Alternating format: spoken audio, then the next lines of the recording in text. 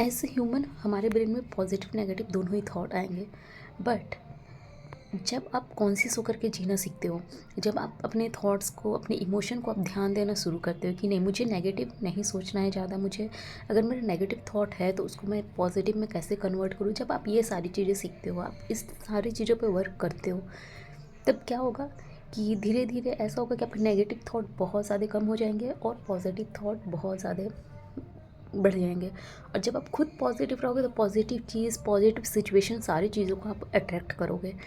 अगर ऐसा लगता है ना कि अरे हर कुछ तो मेरे ही साथ ही क्यों ख़राब होता है, ऐसा क्यों, तो आप ये देखो कि आपका इनर सेल्फ क्या है, आप मैक्सिमम टाइम आप कैसे सिचुएशन में रहते हो, मैक्सिमम टाइम आप कौन से इमोशन में रहते हो। कहीं आप वरी के इमोशन में तो मैक्सिमम टाइम नहीं रहते हो। तो अगर आप ग्रेटफुल होना सीख जाओगे, अगर आप अपने इमोशन का ध्यान देना सीख जाओगे, अगर आप अपने थॉट पे ध्यान देना सीख जाओगे और उसे कन्वर्ट करोगे, कॉन्शियस एफर्ट लगा करके आप उसे कन्वर्ट करोगे कि जो चीज़ है हम उस चीज़ पे ध्यान देते हैं, तो क्या होगा। अगर पहले 10 आपके नेगेटिव थॉट आते थे तो अब 1-2 आएंगे, और वो भी 1-2 आपको पता होगा कि अरे मैं अच्छा फील नहीं कर रहा हूँ, मैं लो फील कर रहा हूँ,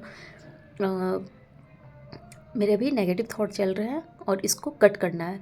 उस चीज़ का चेन नहीं आप क्रिएट करोगे कि बार बार नेगेटिव, एक के बाद दूसरा, दूसरा के बाद तीसरा, चौथा, ऐसे करके जो लंबी चेन पहले आप क्रिएट कर लेते थे वो चीज़ नहीं होगा। और मैक्सिमम टाइम आप हैप्पी मूड में रहोगे, मैक्सिमम टाइम आप वरी नहीं रहोगे।